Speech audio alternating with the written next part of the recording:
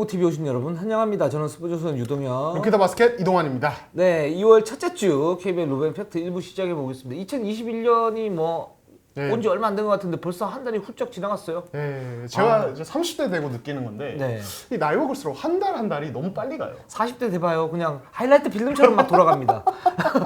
아, 지금도 그럼 한참 돌아가는 네, 중인가요? 50대 되면 이제 걱정돼요, 정말. 예, 예. 아, 끝날까봐 이제. 예, 그렇죠, 그렇죠. 아, 죄송합니다. 표현이 좀 그랬네요. 뭐가 끝나요, 도대체? 아, 죄송합니다. 예, 그래서 2월 첫째 주 KBL 루벤 팩트 1부 시작을 해보도록 하겠습니다. 자, 네. 우리 댓글 우선 정책에서 댓글부터 소화를 하고 가보도록 할게요. 자, 예. 첫 번째 댓글. 조이 룰루님이 농구 채널 보다 보니 이동환 기자님이 1위 농구, 루키더 바스켓, 에어볼 등에 나오시더라고요. 그렇죠. 근데 카메라 각도가 각기 다르다 보니 다 달라 보여요. 예. 그나마 1위 농구가 멀리서 찍으니까 낫네요. 오해는 마시고요. 변화무쌍하다고요. 그렇습니다. 우리 까멜레온 같은 남자입니다. 예, 근데- 마성의 남자. 그렇죠. 이동환. 예. 아니, 근데 네. 제가 이제 다른 댓글 보다가 네. 제 모습을 보다가 이르농구 이제 촬영 화면을 보면은 네. 이제 영상 올라오잖아요. 네. 보면은 내가 되게 괜찮아 보여요. 아, 나 근데 나 그런 반응 별론데. 왜냐면 그래요? 제작진 칭찬하는 거잖아요. 아니 제작진이 아니라 아닙니다. 아니 그러니까 좋아요. 네. 이동환 기자가 이제 잘 나오는 건 좋아. 네. 이것도 제작진이 또 막 이렇게 해가지고 그럴 거 아니야. 어? 아, 제작진이 더 뿌듯하다고. 그렇지. 막 뭐 이런 거 할 거 아니야. 또 편집으로 장난칠 것 같은데 제가 볼 때는. 제 생각에는 저희 제작진분들의 인성을 고려하면은 예. 이때 클로즈업 엄청 합니다. 제가 이 얘기하고 있을 때 엄청 클로즈업해서 보여줍니다. 카메라 욕심이 그렇게 많네요. 예. 네, 아무튼 근데 제가 봐도 좀 달라 보이는데 아무튼 이런 좋은 댓글 감사드리고요. 예, 그 다음 댓글 한번 읽어보도록 하겠습니다. 10월 29일 WI 존님이 이동희 이제 말 조금만 천천히 해주시면 감사할 것 같아요. 너무 빨라서 알아듣기 힘들어요. 무리한 부탁이었으면 죄송합니다. 이렇게 얘기하셨는데 아, 네. 우리가 좀 말이 좀 빠르죠. 사실 우리 둘 다. 예. 그렇죠. 예. 특히 제가 지난주에 저도 다시 확인했는데 예. 진짜 빠르더라고요. 1.2배속 같았어요. 사실. 예. 그래서 이번 주부터는 천천히. 하지만 텐션이 떨어질 정도는 네. 아니도록 다시 차분하게 하도록 하겠습니다. 제가 지켜보겠습니다. 예, 네. 알겠습니다. 자, 그다음 에이든 강님이 영주 신기성님 저죠. 예, 우리 삼성이 망해갑니다. 아, 다른 팀이 장대로 쳐져 있을 때 삼성이 무조건 상승세를 탔어야 되는데 6강에 진입할 것 같은데, 자, 올 시즌 마지막이라는 심정으로 영주 신기성님께 부탁드립니다. 자, 꼼꼼한 직원 부탁할게요. 이렇게 얘기하셨는데 제가 여기서 더 이상 어떻게 해야 되는 거죠? 그렇죠. 사실 시즌 시작하고 이동혁 기자만큼 이 미안합니다. 삼성에 대해서 삼성의 상황에 대해서 통렬한 비판을 가한 기자가 없거든요. 아니, 저는 10개 구단을 진짜 음. 다 좋아하고 이렇게 하면 조금 더 좋을 것 같을 때는 아이디어 차원에서 내는 거고 그게 이제 참고가 되면 더 좋은 거고요. 근데 이제 그쵸. 삼성 같은 경우에는 조금 더 잘할 수 있는데 뭔가가 이제 좀 불안한 면 그게 이제 의지의 문제 이런 문제가 조금 이제 섞여 있는 것 같아서 우리가 뭐 추상적으로 이런 거 싫어하지 않습니까? 사실 우리는 그쵸. 데이터 내고 거기에 따라서 이제 시스템 문제 얘기하고 이러는데 삼성은 거기서 살짝 좀 개가 벗어난 그런 팀 같아가지고 말씀을 드렸는데 최근에 또 이렇게 좀 많이 좀 떨어지고 있어요. 그렇습니다. 예. 그리고 이어서 김범희님이 그 삼성 케네디닉스 그리고 예. 삼성에 대해서는 이따가 삼성 얘기를 할 때 제가 뭐 할 얘기는 있어요. 예. 아, 좋습니다. 좀 이제 장기적으로 봤을 때. 네네. 좋습니다. 네. 그래서 이제 계속 삼성 얘기를 저희가 하고 있는데 네. 그래서 김범희님이 또 케네디 믹스가 부진하는데 혹시 교체설이 있나요? 일단 지금 들린 얘기는 없어요. 교체설은. 근데 예. 이 선수 좀 이상해요. 그 일본에서 뛰었을 때 이 선수의 플레이가 나쁘지 않았거든요. 괜찮았어요. 그러니까 예. 한 10분에서 15분 정도면 힉스의 체력 부담을 덜어주면서 뭔가 의미 있는 걸 할 수 있겠다. 그리고 케네디 믹스에 이제 김준일 선수 이렇게 받쳐주는 것도 글쎄요, 나는 나름 나쁘지 않았는데 물론 이제 케네디 믹스 같은 정통 센터이기 때문에 차라리 이제 장민국이나 이런 선수를 데리고 와서 그 선수들 배치를 하고 이제 원싱글로 가면 좀 더 좋을 것 같다라는 생각은 했었지만 삼성 사실 힉스하고 김준희 공존이 제대로 안 되기 때문에 그쪽으로 이제 플랜 A는 이제 장민국, 힉스 이렇게 가는 그렇죠. 거고 플랜 B가 이렇게 가는 건데 그러면 여기에서 버틸 수 있는 힘은 있는데 믹스가 기본적으로 좀 너무 부진해요. 그렇죠. 네, 그래서 뭐 어떤 분들이 이제 뭐 고반이 갔는데 믹스가 왔다 뭐 이렇게 네. 좀 자주적인 얘기를 하시기도 하시는데 그렇죠. 참 미스테리한 존재입니다. 그렇죠. 예. 그러니까 이동환 기자 같아요. 제가 미스테리한가요? 예. 까멜레온. 좋은 의미에서. 예. 저는 또 제가 저처럼 투명하고 착한 사람이 어딨냐고 이렇게 따지려고 했는데 아니네요. 예, 그렇습니다. 예. 감사합니다. 제가 뭐 이렇게 옆에도 있는데 그렇게 직접적으로 까겠습니까? 그렇죠. 네, 감사합니다. 네. 예. 그러면은 자 김영준님이 기자님들 오리온 모비스 트레이드 중간 평가 좀 부탁드립니다. 이게 11월 11일에 있었던 그 삼각 트레이드 말씀하시는 건데 그렇습니다. 사실 이거는 뭐 계속 봐야 되는 거지만 일단 지금 시점에서는 좀 이동 기자는 좀 어떻게 보세요? 현대모비스의 승리죠. 현대모비스 승리고 근데 이제 이 트레이드는 사실 이제 손익계산서를 뭐 따지는 게 흥미롭기는 하지만 뭐 그래서 이제 저희들도 막 이렇게 쓰긴 하는데 기본적으로 트레이드 자체가 나쁜 건 아니다라는 생각이 들고 근데 이번에 오리온 모비스 트레이드 같은 경우에는 그러니까 오리온 이종현 선수가 문제인 거잖아요. 그렇죠. 그래서 이 선수가 이제 내년에 어떻게 하느냐 뭐 이 부분 또 봐야 되는 부분이긴 하지만 지금 현 시점에서는 현대모비스가 적절하게 자신의 어떤 약점을 갖다 메웠다. 그리고 오리온 같은 경우에는 이승현 선수 빼고 쓰면서 뭔가를 하면 되는데 트리플 포스트를 서게 되니까 더 그런 것들이 좀 커지는 것 같아요. 그렇죠. 예. 그러니까 저는 그 생각을 해봤거든요. 만약에 이 세 팀이 트레이드 하지 않고 그대로 갔다면 어떻게 됐을까 지금? 루즈죠. 예, 진짜 루즈. 저도 그 표현이 맞는 것 같은데 사실 뭐 KCC는 트레이드 후에도 뭐 김상규를 많이 쓰진 않아서 큰 뭐 변화는 없을 것 같은데 일단 확실한 건 오리온은 말씀하신 대로 그 트리플 포스트 이거를 아예 쓰지를 못했을 거고 높이 문제 계속 시달렸을 거니까 최진수 오면 또 그래도 뭐 빅맨 역할을 해줄 수 있다지만 아무튼 계속 그 어떤 지금 쓰고 있는 그 빅맨 3명을 세우는 그 라인은 못 쓰니까 또 문제가 있고 현대모비스는 제 생각에는 솔직히 지금 한 7, 8위 할 것 같아요. 진짜. 예, 이게 코칭 스태프의 영향력 별개로 최진수가 와서 그 시간을 버티고 올라왔다고 생각이 들거든요. 그렇죠. 예, 그러니까 그 이후에 전준범이 부상으로 나간 것까지 고려하면은 만약에 최진수를 안 들어왔으면 현대모비스는 전준범 나갔을 때 기승호밖에 없는 상황. 그렇죠. 예, 근데 김민구도 오래 쓸 수 없는데 김민구도 오래 써야 되고 거의 뭐 총체적 난국인 상황이 됐을 수도 있는데 결과적으로 지금 이 최진수가 와서 버텨냈고 여기까지 2위까지 올라왔다. 그래서 현대모비스 입장에서는 정말 최고의 선택이었다고 볼 수밖에 없을 것 같아요. 그리고 오리온 입장에서도 사실 최진수가 계속 있었다면, 그러니까 최진수가 리그컵 대회 때 저하고 이제 개인적으로 얘기할 기회가 있었는데 그때 몸 상태 굉장히 좋다 그랬는데 부상 이후에 또 이렇게 됐지 않습니까? 근데 그러면서 오리온이 사실 최진수를 갖다 활용할 수 있는 그런 부분들은 좀 있었을 것 같아요. 근데 한 2, 3년 동안 사실 최진수의 롤이 불명확했었고 그러면서 뭔가 이제 시스템을 바꿔야 되는데 강호준 감독 스타일에서 그 시스템을 바꿀 수 있었을까? 그 부분은 좀 회의적이다. 라는 생각이 듭니다. 예, 그렇습니다. 자, 위닝 JTB님이 이류농구의 긴급 질문 드립니다. SK 와이번스 야구단이 신세계에 매각됐습니다. SK 나이츠도 동요하는 것 같은데 이제 농구 인기가 떨어진 시점에서 SK 나이츠마저 농구단 운영을 만약에 포기하게 되면 어떻게 될지 유동혁 기자님의 생각이 궁금합니다. 저는 그러니까 이제 SK 와이번스가 지금 신세계로 넘어간 부분이 후폭풍이 뭐 예를 들어서 농구 쪽에 SK 나이츠라든가 또 그 제주가 있죠. SK는 또 제주가 있어요. 제주라든가. 근데 최태원 회장이 기본적으로 이제 스포츠에 관심이 많은데 왜 갑자기 그렇게 했을까? 뭐 이런 얘기들이 굉장히 많은데 제가 알고 있기로는 제 개인적인 얘기지만 제가 이제 들은 얘기 중에 좀 제 마음이 좀 와닿았던 얘기는 이 분석 왜 이렇게 됐을까 봤을 때 이제 이 야구단이라는 것 자체가 그러니까 그 신세계 정용진 회장이 기본적으로 어떤 그 뭐 스타필드 이런 거 만들지 않았습니까? 그렇죠. 그걸 만들면서 야구장을 운영을 하면서 그런 사업과 연관을 시키려고 했었고 그거를 SK 쪽 최태원 회장하고 얘기를 했을 때 이런 부분들이 그럼 잘 맞아떨어지겠다. 단 SK 같은 경우에는 야구단도 중요하긴 하지만 유통 쪽이 신세가 워낙 강하니까 그쪽을 통해 가지고 뭔가 그 딜을 하는 형태. 그러면서 야구단이 그쪽으로 가는 형태. 이런 식으로 그러니까 통이 굉장히 큰 거죠. 기본적으로. 단순히 야구단 매각 그게 끝이 아니고 그렇죠. 뭔가 더 카드가 주고 넓은 카드가 있다라는 거죠. 그래서 어떤 얘기들이 나오냐면 야구단을 그냥 단지 야구단 인수로만 보지 않는 게 이게 핵심인 것 같다. 지금 거에. 그렇게 본다면 그러니까 야구단이 뭐 나쁘거나 또는 스포츠단의 운영에 의지가 없기 때문에 SK가 신세계로 판 게 아니고 SK가 뭔가 좀 더 이제 그 다른 주력 사업들이 있지 않습니까? 그런 사업에서 그 탄력을 받기 위해서 야구단이 매물로 나왔고 그 매물을 같이 끼우면서 갔다.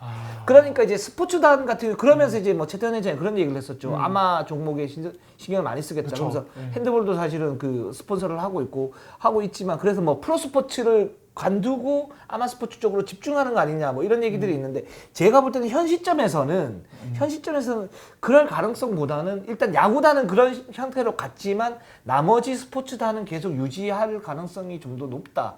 저는 좀 이렇게 좀 해석을 하고 있어요. 그러니까, 이거 개인적인 해석이긴 한데. 예. 그러니까 결국에는 이제 유동혁 기자의 설명은 두 기업 간의 어떤 사업적인 어떤 딜 안에 야구단이 포함된 거지. 그렇죠. 그냥 애초에 이제 스포츠단 안 해야 돼 이런 건 아니라는 그렇죠, 거죠. 그렇죠. 예. 깔끔한 정리. 좋습니다. 예. 예. 그래서 지금 뭐 SK 나이츠 같은 경우에 SK텔레콤 소속이기 때문에 뭐 좀 더 봐야 되긴 하겠지만 저는 그렇게 큰 영향이 있을까? 뭐 이런 생각 들면서 지금 지켜보고 있는 그런 상태입니다. 좋습니다. 예. 자, 그러면 구단별 저희 분석 넘어가도록 할까요? 네, 그렇게 하겠습니다. 좋습니다. 자, 이번 주는 자 KCC 그리고 KGC 그리고 KT, LG 예. 그리고 마지막으로 DB로 예. 해서 일부를 진행해 보도록 하겠습니다. 자 KCC부터 한번 가보도록 하겠습니다. KCC가 주간 성적 2승 1패 그 연승 이후에 후유증이 염려가 됐지만 어쨌든 2연승을 하면서 지금 다시 1위를 갖다 독주 체제를 갖다 달라지고 있고 근데 여기서 이제 우리가 이슈 두 가지가 있죠. 일단 첫 번째로 오리온전 라거나 마지막 장면 이게 파울인가 아니면 이대성 페이크인가 이 부분 가지고 사실 논란들이 좀 있었어요. 예, 그렇죠. 이게 이제 결국에는 그 마지막에 라거나의 그 공격 리바운드 풋백 득점 과정에서 라거나가 골 밑에 있는 이대성을 밀었다. 이게 이제 나중에 확인이 되면서 엄청나게 논란이 일었었잖아요. 근데 제가 현장에 있었는데 네. 현장에서 워낙 시끌시끌하고 이제 전주는 관중이 오니까 워낙 정신없는 상황이어서 사실은 아무도 몰랐어요. 진짜 아무도 모르고 있다가 심지어 끝나고 강울준 감독도 전창진 감독도 몰랐습니다. 근데 끝나고 이제 그게 기사화도 되고 이렇게 하면서 이제 다들 알게 된. 그러니까 그 정도로 그때는 아무도 몰랐어요, 정말. 예. 근데 저는 이제 여기서 이제 제 개인적인 생각인데 일단 라거나 선수가 여기서 두 팔을 이렇게 있고 한 팔이 이렇게 나가는 장면이 있어요, 살짝. 그렇죠. 그러면서 예. 이제 실내가 살짝 벗어난 장면이 있어요. 그렇기 때문에 파울 성인 건 맞는데 그럼 그걸 이제 불어야 되느냐 이렇게 봤을 때 최근에 그 판정 기준을 이렇게 보면 그 판정 경향이죠. 경향을 보면 리그마다 뭐 좀 다르긴 하지만 KBL에서 마지막 장면은 파울이 확실한 거 아니면 안 보는 경향들이 있어요. 이제 그런 경향들이 있고 그러면 이대성이 완전히 뭐 박스아웃을 한 상태에서 밀려서 넘어졌냐 요거도 좀 의문이 있는 게 뭐냐면 왜 페이크라고 얘기를 하냐면 그러니까 이대성이 이제 박스아웃 동작을 제대로 이제 갖춰지지 않은 상태에서 라그나가 밀었는데 거기에서 만약에 완전히 훅 밀리면 그대로 밀려 넘어질 거 아닙니까? 예. 근데 여기서 한 반 바퀴를 돌았어요. 살짝. 그래서 페이크가 아니냐 그러는데 이 부분에서는 저는 좀 많이 좀 헷갈려요. 이게. 헷갈린다. 네, 사실은 뭐 그러니까 엄격하게 보면은 불어야 되는 게 맞는 것 같긴 한데 마지막 장면이라는 특수성 그리고 이대성 선수가 이제 박스아웃을 안 한 상태에서 약간의 페이크성 동작이 있었다는 그런 부분 때문에 이 부분은 좀 저는 이제 판단이 쉽지는 않아요. 네. 진짜 저도 좀 보면서 애매했는데 근데 이게 제가 기계적 중립을 하려는 게 아니라 네.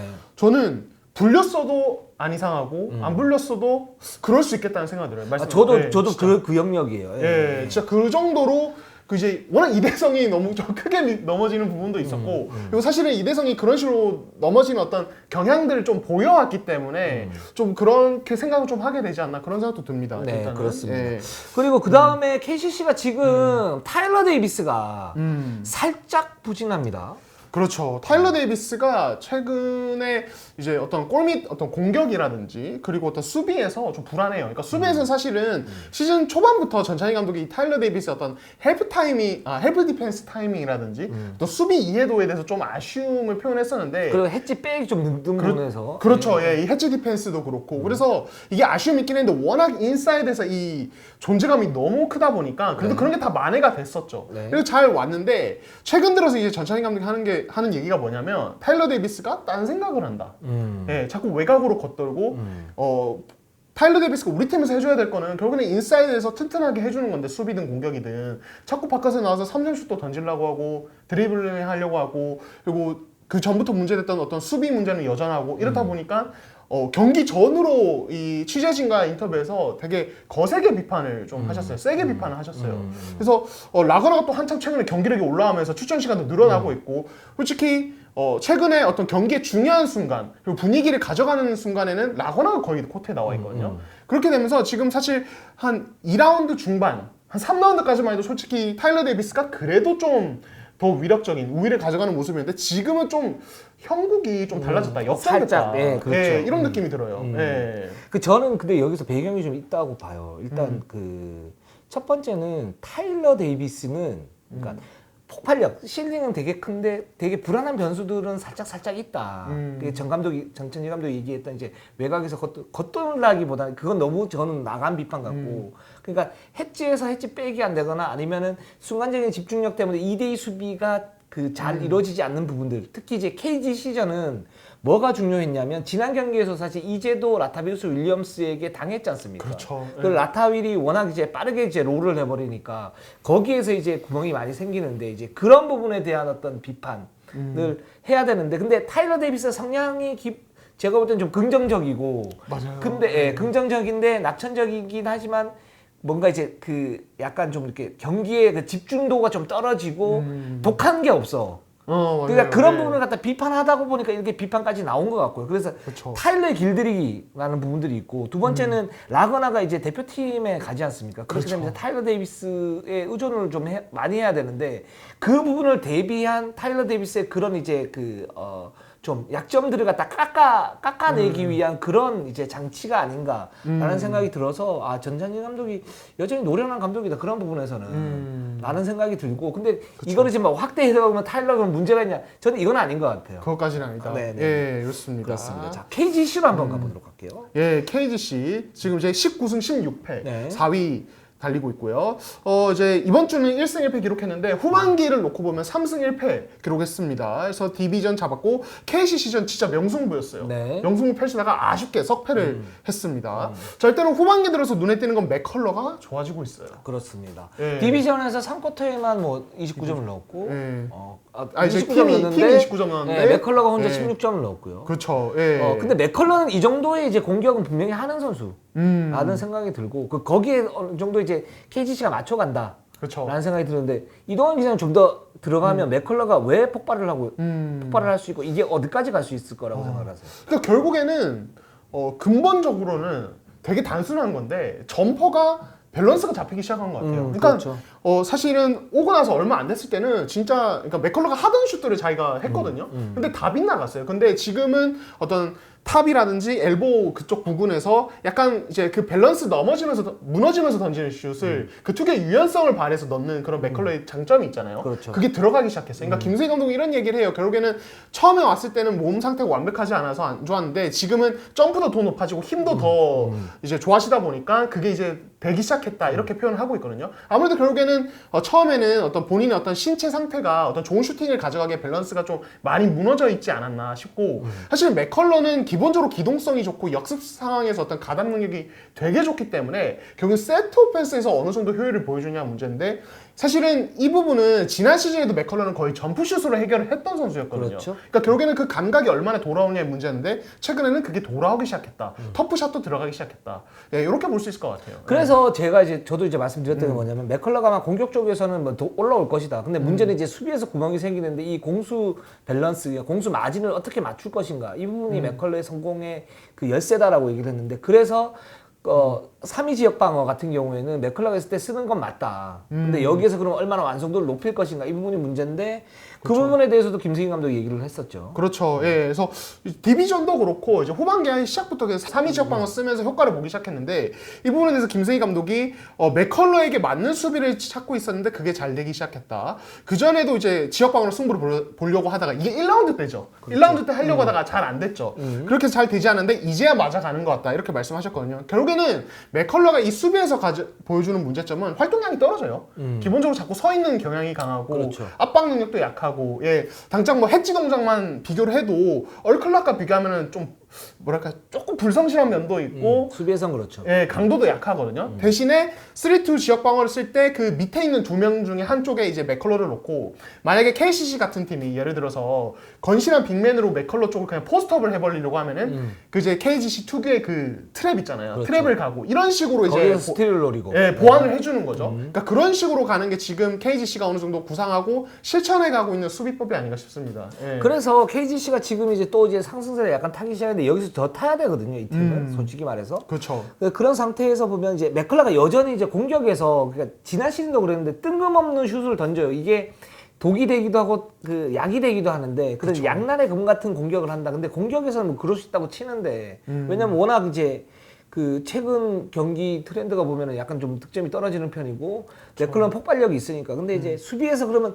3-2 지역 방어가 잘 될 경우하고 잘 안 될 경우를 봐야 되는데 그럼 강팀하고 게임을 했을 때 그게 잘 되는 것인가 잘 될 것인가. KCC전에서는 사실 승부처에서 그걸 썼다가 두 방을 이정현한테 맞았죠. 네, 그래서 맞아요. 이제 진 건데 이제 그런 부분들은 좀 더 세밀하게 보면 좀 강한 팀들하고 만났을 때 보면은 좀 더 나오지 않을까라는 생각이 듭니다. 예, 자, 좋습니다. KT로 한번 가보도록 할게요. KT가 1승 1패 현대모비스한테 아깝게 졌고 오리온한테 승리를 갖다 거뒀습니다. 뭐 KT 뭐 나름대로 괜찮고 지금 18승 16패 5위를 달리고 있고 안정적이긴 합니다. 근데 이제 허운 선수가 이제 국가대표 가면서 공백을 메워야죠. 그렇죠. 예, 토요일 SK전이 끝나고 서동철 감독이 이제 그 부분에 대해서 직접 얘기를 하셨죠. 많이 고민된다. 허운에게 너무 몰리는 것 같아서 옵션을 찾으려고 다른 선수 썼는데 성공하지 못했다. 이게 되게 큰 고민으로 다가오고 있다. 이렇게 이야기를 했습니다. 결국에는 KT는 이제 2월 중순부터 이제 거의 뭐 한 달 정도를 허운 없이 보내야 되고 그 기간 동안에 지금 가드진을 어떻게 운영하는 문제인데 박지원은 지금 사실 폼이 확 죽었어요. 그 데뷔 초반에 그 모습이 전혀 안 나오고 네. 지금 가뜩이나 이런 상황에서 김종범도 시즌 아웃되고 지금 이제 김윤태를 이제 다시 합류시키긴 했는데 김윤태는 이때까지 어떤 보여준 경기력을 보면은 큰 기대를 가지기 좀 어려워 보이는 부분이 있고 이게 되게 고민이 클 것 같아요. 이대호 기자는 좀 이 부분 좀 어떻게 보시나요? 예. 허운 선수는 뭐 그 볼 핸들러로서의 절대적인 영향력을 가지고 있고 뭐 제가 그동안에 이제 허운 선수에 대해서 너무 의존도가 강하다 그랬는데 지금 이제 잘 되고 있는 그런 상태고 이 선수가 없으면 안 되죠. 그렇죠. 기본적으로. 예. KT의 어떤 객관적 전력 자체가 많이 떨어지는 그런 상태인데 그나마 이제 메울 수 있는 방법은 브라운을 중심. 브라운, 박준영이 저는 키를 좀 잡고 있다고 봐요. 박준영까지. 네, 왜냐면 브라운과 박준영이 뿌릴 수 있는 능력이 있고 그러니까 브라운 같은 경우는 내외곽을 이제 돌아다니면서 경기 조율을 갖다 할 수 있는 포인트 포워드 역할을 할 수가 있고요. 박준영 같은 경우는 좀 더 안쪽에서 그런 역할을 할 수 있는데 거기에서 양홍석이나 김영환이 터질 수 있다. 이런 부분하고 그 다음에는 김윤태가 나쁜 가드는 아니에요. 그렇죠. 예. 지금 뭐 자신감을 좀 얻어야 되고 뭐 코트 내외적으로 좀 문제점이 있어가지고 나갔다가 다시 들어오는 건데 이 부분에서 김윤태가 좀 이제 한 10% 정도 좀 도와주고 그 다음에 아까 말씀드렸던 그런 부분에서 한 60-70% 해주고 그 나머지는 양홍석의 비중을 한번 테스트해볼 필요는 있다. 10에서 20% 정도라는 생각이 듭니다. 그러니까 예. 그렇게 해서 메워야 되는데 그래도 잘 안 메워질 거예요 아마. 그렇죠. 이 허운 MVP급 선수기 때문에. 그렇죠. 예. 그러니까 그 다른 팀도 사실은 그런 전력 요소가 있으니까 거기서 비교율을 봐야 되는데 그러면서 최대한 메워 나가야 된다. KT가 살 길은 그거다라는 생각이 듭니다. 그렇습니다. 네, LG로 한번 가보도록 할게요. LG가 지금 삼성에게 졌고 전자랜드한테 졌어요. 뭐 경기력이 나쁘진 않은데 계속 지고 있습니다. 예, 그렇습니다. 일단 후반기 5경기 중에 이제 1승 4패 네. 기록을 하고 있는데 근데 이제 저는 개인적으로 최근 LG의 경기력에 대해서 그래도 고무적으로 생각하는 것은 네. 그 후반기 첫 경기 때 KCC전에서 말도 안 되는 대패를 당했었잖아요. 진짜 그렇죠. 맥없는 패배를 당했는데 그 이후에 어떤 4경기 내용을 보면 거의 뭐 접전승부 아니면 상대를 물고 늘어지는 역전도 하고 이런 경기들이거든요. 당장 이제 어제 전자랜드 전만 봐도 처음에 좀 뒤지다가 나중에는 리드도 잡고 마지막에 접전으로 갔어요. 그러다가 이제 정효근에게 계속 얻어맞으면서 진 건데 그래서 저는 이 LG가 이렇게 좀 달라진 부분 그러니까 사실 전반기보다 저는 경기력이 훨씬 좋아졌다고 보거든요. 그 이유는 제가 최근 2-3주 동안 계속 말씀드리고 있는 이 수비력 이게 되게 크다고 봐요. 수비 로테이션이 정말 좋아졌어요, 이 팀이. 예, 예를 들어서 뭐 2대2 수비를 하는데 이제 그 2명 외에 다른 어떤 세 번째 선수가 이 핸들러가 돌파할 공간에 미리 딱 가서 페인트 좀 앞에 바로 서가지고 막는다든지 이런 어떤 약속된 로테이션 수비 이런 부분들이 되게 잘 이루어지고 있어요. 그렇기 때문에 근본적으로 어떤 상대가 쉬운 어떤 득점, 이지 득점을 하지 못하도록 막고 있는 부분이 있다. 그러니까 지금 LG 수비력에서 상대가 쉽게 득점을 하는 경우는 그 이제 높이가 안 될 때 허무하게 골 밑에서 그냥 하이로우에 주는 거 이런 거밖에 없어요.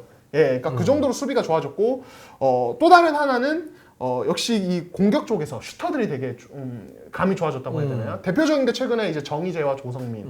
예, 조성민 같은 경우는 최근에 거의 뭐 두 자릿수 득점 혹은 뭐 3점 한두 개씩은 꼭 넣어주고 있고 그렇죠. 정희재는 뭐 딥3도 되게 꾸준히 넣어주고 있어서 이런 부분 때문에 어떻게든 접전은 끌고 가는 그런 힘은 생긴 것 같아요. 예. 그 저는 이제 LG 같은 경우에 이제 조성원 감독이 좀 이렇게 그 부드럽게 가지 않습니까? 그리고 좀 자율적으로 가고 시즌 전에 이제 주 5일제도 하고 그렇죠. 그러니까 이제 자유를 많이 줬단 말이에요.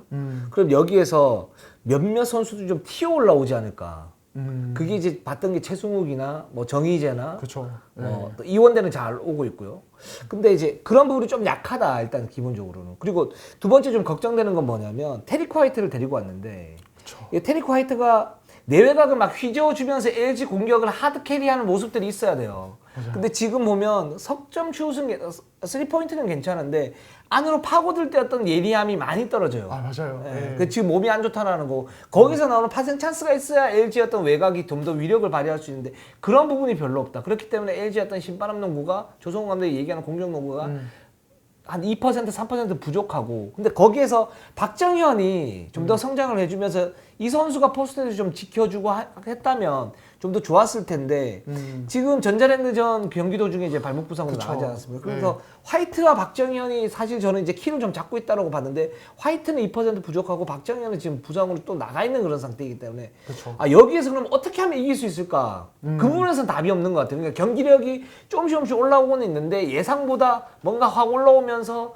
고춧가루 부대 역할은 해야 되거든요. 근데 그 역할을 갖다가 못하고 있는 게 저는 좀 안타깝다 이렇게 생각이 그렇죠. 듭니다. 예, 그러니까 지금 LG가 좀 비상인 게 말씀하신 그 박정현의 부상이 지금 이제 현재까지 구단 쪽에 설명을 했습니다. 좀 아주 가벼운 부상은 아니고 지금 당분간 출전을 못 할 수도 있다라는 얘기가 그렇죠. 오늘 좀 네. 나왔고요. 네. 그리고 서민수가 지금 사실 전반기 막판에 그 햄스트링 부상이 있었는데 지금 네. 부상이 장기화되고 있어서 2월은 못 나올 수 있다는 얘기가 있어요. 그리고 김동영은 계속 시즌 전부터 허리가 좀 안 좋죠. 그렇죠. 이런 상황. 그래서 어제도 박정현 부상으로 나갔을 때 김동영이 제대로 못 나왔잖아요. 그래서 정희재를 센터로 쓰는 정말 극단적인 스몰 라인업을 썼어야 됐고 그래서 지금 박정현의 이탈이 다른 선수의 부상에 겹쳐가지고 엄청난 데미지를 줄 수 있겠다는 생각이 들어요. 이게 박정현의 가치가 엄청 높아서라기보다는 지금 LG가 사실 은근히 부상 병동인 그렇죠. 부분까지 있어서 그래서 이건 되게 좀 위험한 것 같긴 해요. 예, 지금 사실 부상은 정말 안타까운 일이지만 그러니까 LG는 지금 그러니까 가장 좋은 건 뭐냐면 지금 전력을 극대화시키기 위해서는 부상자 없이 로테이션을 팍팍팍 돌리면서 활동력 쨍하고 트랜지션 맞아요. 왔다 갔다 거리고 왜 그런 농구를 해야 돼? 옛날 DB처럼. 근데 여기에서 부상자가 나왔다? 이거는 저는 팀적으로도 좀 뭐랄까 굉장히 좀 마이너스고 이게 선수단 관리 차원에서도 이게 자유를 줬더니만 뭐 어떻게 그 비시는 훈련이 제대로 됐었나 이런 부분도 좀 의구심이 있고 뭐 정확하게는 알지는 못합니다 저는. 그런 의구심도 있고 그래서 좀 안타까워요 LG는. 네. 그렇습니다. 예, 네, 이제 그렇습니다. 그러면 뭐 넘어갈까요? 네, 예. DB로 한번 가보도록 하겠습니다. DB가 예, 지금 이제 일단 주간 1승 KCC한테 승리 갔다고 놓고 KGC한테 패스. 그러니까 KCC를 잡아냈다는 거는 DB가 좀 계속 많이 올라오고 있다라는 얘기고 KCC전 패배도 뭐 나쁘지는 않았어요 경기력이. 그렇죠. 예, 또 그 경기가 윤호영이 빠진 경기였는데도 네. 잡아냈고 두경민이 뭐 말 그대로 폭발을 했었죠. 예, 그런 부분 고무적인 것 같고, 그러니까 지금 사실 DB의 현재 상황에 대해서 이 플레이오프 진출 가능성은 계속 낮아지고 있다고 많이들 이제 좀 보고 있지만, 네. 그것과 일단 별개로 경기력 자체는 올라오는 게 보여요. 특히 이 메이튼 녹스로 구성된 이 외국 선수 체제가 네. 되게 안정감이 있어요, 확실히. 예, 이런 게 좀 어떻게 보세요? 예. 저는 이 두 선수가 지금 이제 괜찮긴 해요. 그러니까 근데 이게 평균 이상의 어떤 뭐 부스트업을 딱 다는 부분이냐 이거는 좀 지켜봐야 된다고 봐요. 그러니까 메이트는 저는 그렇게 좋게 보이진 않아요. 왜냐하면 뭐 높이에서 일단 좀 약점이 있어요. 그러니까 이제 다재다능한 건 좋아요. 다재다능한 건 좋고 뭐 석점도 던지고 뭘 하지만 기본적으로 이 DB 같은 경우에는 이 전력 자체가 올해는 지금 최하위를 달리고 있지 않습니까? 줄부상으로. 근데 내년 가면 뭐 내년 이제 FA들이 좀 나오지만 내년 가면 이 선수들이 만약에 계약이 된다라는 그런 가정하에서 우승을 노려야 되는 팀이거든요. 이 팀은. 근데 그런 상황에서 그럼 메이튼이 그 플레이오프나 챔피언 결정전에서 적합한 카드냐, 최상의 카드냐, 저는 아니라고 봐요. 솔직히 말씀을 드리면 저는 그냥 오노와코 같은 스타일. 든든하게. 또는 션농, 아이자 힉스, 타일러 데이비스 이 급이 와야 되는데 메이트는 높이에서 떨어져요. 그렇게 되면 김종규에게 좀 더 많은 부담이 가게 되고 거기에서 챔피언 결정전에서 거기서 골 밑에서 비비는 거에 대한 어떤 득점이 한 두세 점 이렇게 쭉쭉 나오면 DB가 굉장히 좀 어려워질 수 있습니다. 그래서 그 이상만 감독이 메이튼 재계약 가능성에 대해서 언급은 하긴 했죠. 근데 저는 여기에 대해서는 그렇게 좋아 보이지는 않습니다. 솔직히 이건 제 개인적인 생각인데. 네. 그러니까 저 말씀하신 대로 이상문 감독이 최근에 그 이제 취재진과 인터뷰에서 메이슨 재계약하면 다음 시즌에 또 다른 모습, 더 좋은 모습 보일 거라고 이렇게 좀 나름 이제 확신을 가지고 말씀을 하셨는데 이 부분에 대해서는 조금 이제 이도현 기자는 우려되는 부분, 네, 저는 사이즈 좀, 문제. 네, 저는 사이즈 문제 때문에 우려가 됩니다. 저는 사실은 녹스가 이 옵션 체제는 되게 좋다고 보거든요. 녹스 저는 되게 괜찮은 것 같아요. 이 옵션으로. 근데 이제 말씀하신 대로 결국 메이튼의 문제인데 이거 저는 그 이제 이상훈 감독이 이 메이튼의 현재 컨디션에서 70%라고 표현을 하셨는데 네. 되게 오랫동안 지켜봤던 선수잖아요, 메이튼은. 그래서 분명히 그 다른 30%에 대해서 뭔가 알고 계실 거라고 보거든요. 예, 그렇죠. 그럴 수 있죠. 예, 그래서 그게 궁금하긴 해요. 그 30%가 방금 유도혁 기자가 말씀하신 그 의심. 저도 사실은 비슷한 의문을 가지고 있는데 그걸 넘어설 정도의 어떤 메리트가 있는 건가? 이거는 좀 궁금하긴 합니다. 근데 저도 지금 정도라면 사실은 지금 어떤 범위에서 뭐 예를 들어서 경기력이 지금 1이라면 한 1.2, 1.3 수준으로만 올라간다고 해도 그 정도는 그렇게 메리트가 있지는 않다. 우승팀 외국 선수로서는. 그게 라타위 같은 스타일의 이 옵션, 그게 녹스가 그런 역할을 하죠. 그 녹스가 괜찮다고 치면 전 버튼 내리고 오겠어요. 차라리 디온테 버튼이다. 네. 예. 네, 차라리. 아, 그렇죠. 근데 눈이 확 뜨이네요. 그 말씀에. 아, 맞네요. 네. 예. 저는 그렇게 생각이 듭니다. 지금 버튼이 사실 팀을 못 구해가지고 지금 약간 미아신세 아닙니까? 그렇죠. 그 내년에도 지금 어떻게 될지 모르는 거고. 네, 그런 상태이기 때문에 저는 그런 생각이 듭니다. 이건 제 개인적인 생각입니다. 아, 좋습니다. 예. 알겠습니다. 오늘 방송은 여기까지 하겠습니다. 저희는 항상 최선을 다하겠습니다. 자, 네이버 유튜브 구독, 좋아요, 알람. 감사합니다.